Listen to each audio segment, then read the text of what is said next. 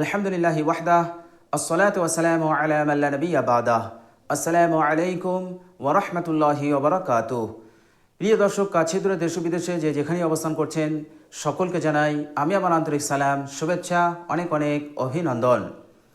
প্রিয় দর্শক, আল্লাহ সুবহানাহু ওয়া তাআলা সূরা বনী ইসরাইলের ৮২ নম্বর আয়াতে বলেছেন, বিসমিল্লাহির রহমানির রহিম, ওয়া নুনাজ্জিলু মিনাল কুরআনি মা হুয়া শিফাউন ওয়া রাহমাতুল লিল মুমিনিন।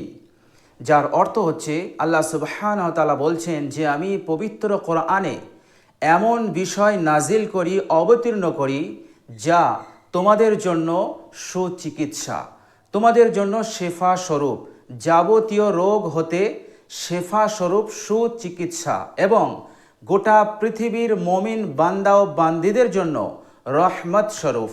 আল্লাহ সুবহানাহু ওয়া তাআলা অন্য জায়গায় বলেছেন, হুদাল লিল মুত্তাকিন, মুত্তাকিন বান্দা ও বান্দিদের জন্য হিদায়াত স্বরূপ, এবং অন্য জায়গায় বলেছেন হুদাল লিন নাস, গোটা পৃথিবীর মানুষের জন্য হিদায়াত স্বরূপ এবং দিক ও নির্দেশনা। প্রিয় দর্শক, পবিত্র আল কোরআনুল করিম একদিকে যেমন আল্লাহ সুবহানাহু ওয়া তাআলার পছন্দনীয় দিন শরিয়াতকে জানা, বুঝা এবং তার ওপর সহিভাবে চলার যোগ্যতা অর্জন করার একটি মাধ্যম, দিক নির্দেশনা, তো অন্যদিকে আল কোরআনুল করিম হচ্ছে রোগের জন্য সুচিকিৎসা, রোগের জন্য শেফা স্বরূপ।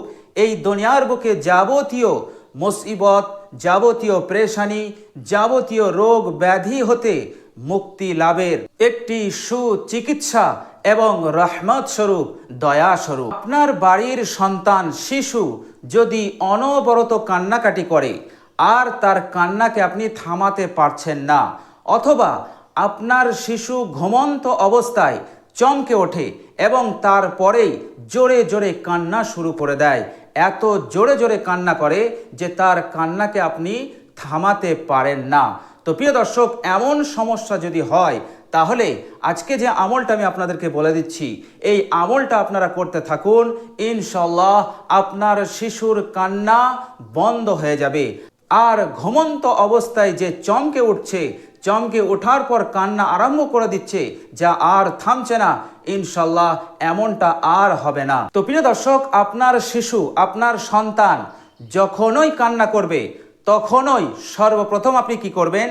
সর্বপ্রথম আপনি আপনার শিশুর মাথায়, অর্থাৎ মাথা থেকে নিয়ে পা পর্যন্ত গোটা শরীরে ফুঁ দিয়ে দেবেন। কিছু পড়ার আগেই প্রথমে আপনি ফুঁ দিয়ে দেবেন। ফুঁ দেওয়ার পর আপনি পড়বেন আউযু বিল্লাহি মিনাশ শাইতানির রাজিম, বিসমিল্লাহির রহমানির রহিম। এরপর সূরা ইখলাস পড়বেন। কুল হুয়াল্লাহু আহাদ আল্লাহুস সামাদ লাম ইয়ালিদ ওয়া লাম ইউলাদ ওয়া লাম ইয়াকুল লাহু কুফুয়ান আহাদ। এটা পড়ার পর আপনার শিশুর শরীরে মাথা থেকে নিয়ে পা পর্যন্ত গোটা শরীরে ফুঁ দিয়ে দেবেন। এরপর আপনি আবার পড়বেন আউযু বিল্লাহি মিনাশ শাইতানির রাজিম, বিসমিল্লাহির রহমানির রহিম।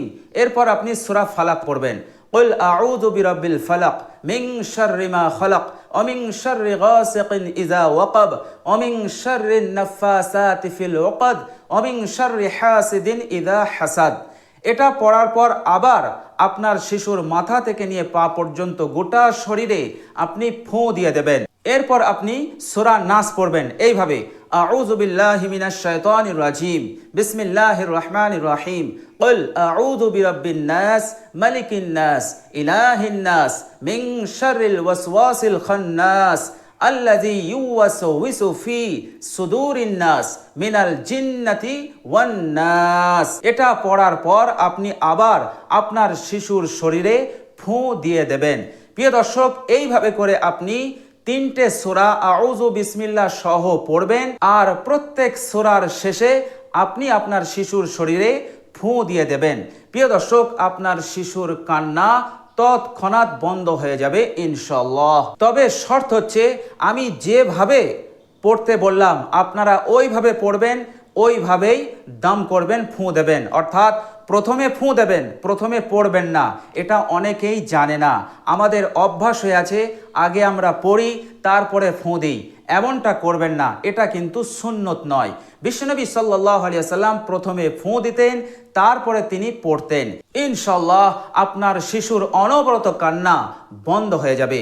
প্রিয় দর্শক, আরেকটা কাজ করতে হবে, আর সেটা হচ্ছে 1 গ্লাস পানি নিয়ে সূরা ফাতিহা 3 বার পড়ে ওই গ্লাসে ফুঁ দিয়ে ওই পানিটা আপনার শিশুর গোটা মুখটাকে ধুয়ে দেবেন।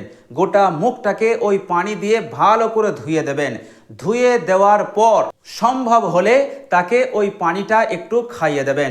ইনশাআল্লাহ আপনার শিশু আর কোনো দিন কোশ্চিন কালেও ঘুমন্ত অবস্থায় চমকাবে না, আর অনবরত কান্না আর করবে না। ইনশাআল্লাহ আল্লাহ সুবহানাহু ওয়া তাআলার অশেষ রহমতে এই সূরার ওপর আমল করার বরকতে আল্লাহ পাক রহম করবেন, দয়া করবেন। আপনার এবং আপনার শিশুর সমস্যার সমাধান আল্লাহ সুবহানাহু ওয়া তাআলা করে দেবেন ইনশাআল্লাহ। বড় বড় সমস্যা, বড় বড় বিপদ হতে মুক্তি পেতে এবং যাবতীয় রোগ হতে শেফা লাভ করতে এই আমলগুলো খুবই উপকারী এবং খুবই ফলপ্রসূ।